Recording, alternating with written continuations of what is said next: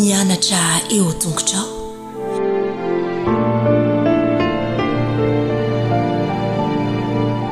Fahaly-miarabantsika tsirairay avindray tonga eto amin'ny fandraisana ny lesona ho an'ny lehibe isika amin'ity alahady ity fifaliana ho anay trano ihany koa ny mizara trano ten'Andriamanitra ho anao. Ny rina dia ny lesona vaovao izay azontsika anjan'ity anandro ity any azahoantsika hery sy fahombiazana trany. Alohan'ny derantsika ny amin'ny lesona an'io dia vavakisika. Andriamanitra itsara indrezindanitro mbola vempisaoranao zahay ny amin'ny fitahinao sy tatananao anay misaotra reo fa mbola nomenao an'izao fotoana izao indray zao andraisanay ny teninao dia metezinao hiasa amponay tsirairay avy aminaran'i Jesosy amen. Lohateny lesonantsika androany dia manao hoe ny fanoharana momba ny mpamafy. Hitantsika ny izany fanoharana izany eo amin'ny Marka 4:4.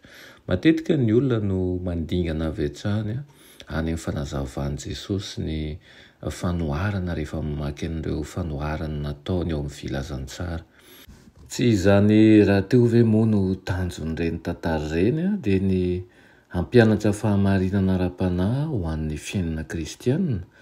Eny tokoa kanefa indraindray dia tsy manome fanazavana mikasika ny fanoharan'i Jesosy ankoatra ny teny fohy toy ny hoe fanjakan'Andriamanitra dia toy ny na koa hoe izay manatsofina hoety miaino aoka izy aino.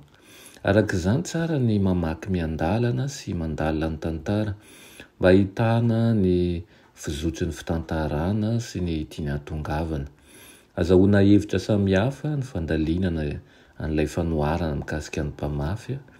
Ray ihany ny voana fafy ao amin'ireo toe-javatra tsirairay ireo saingy tany samihafa no namafazana azy. Misy fiantraikany lehibe eo amin'izay faniriany voany karaza tany amafazana azy. Tsy tantara lohana anankiray mitohy ity fanoharana ity fa tantara efatra samihafa izay voalaza hatramin'ny farany isaky ny fitantarana.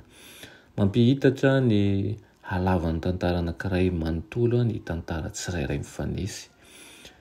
Nohan'ny vorona avy hatrany ny voalatsaka teny amoron-dalana.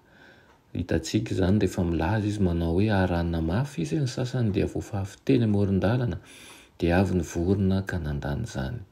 Izay voafafy teny ambonin'ny vatolampy kosa dia niandry andro na herinandro vitsivitsy vao tonga amin'ny fiafarana tsy nahomby ny fandoroan'ny masoandro azy izany.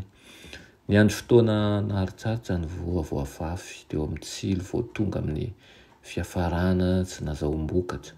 Nokejainy tsilo izany. Ny vozay voafafy teo amin'ny tany tsara no nila fotoana naharitra indrindra tamin'izy rehetra dia ny vanim-potoana iray manontolo ny fitsiriana sy ny fitombona arak'izay tokony arahin'ny voly rehetra. Momba ny tsy fahombiazan'ny telo amin'ireo tantara ireo, ny farany ihany no miresaka mikasika ny fahombiazana dia vokatra tsara be dia be. Ny halavan'ireo tantara sy ny fotoana lavalava kokoa hitantarana an'ireo tantara mifanesy ary ny tsy fisian'ny fahombiazana afa-tsy eo amin'ilay tantara anankiray dia samy manondro ny mety hisian'ny tsy fahombiazana nefa koa miresaka momba ny vokatra lehibe ny fahombiazana. Ohatran'ny hoe manondro ny sandan'ny mampianatra io fanoharan'io sy ny tsy fahombiazana mety hosetraina ao anatin'izany nefa tondroina koa ny valisoa lehibe ny fanarahana an'i Jesosy. Iriko ianao dia mba hisintona lesonany amin'izany. Nandalina ihany koa ny tiany Jesosy ho lazaina ny ao amin'izany, milaza ny tsy fahombiazana izy kanefa milaza ny fahombiazana.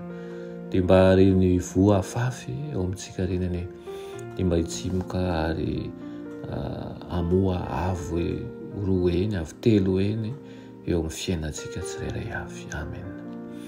Iranay tsara indresan-danitro mbola misaotra anao zahay ny amin'ny teninao izay niraisinay anio.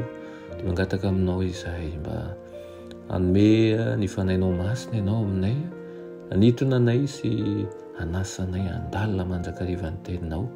Tsy ataonay fa zavatra efa renay na efa fantatray ny tantara kanefa kosa tsy lany mamina ny teninao ka izany indrindra ny tokony handalinanay azy mandrakariva. Aminaran'i Jesosy, amen.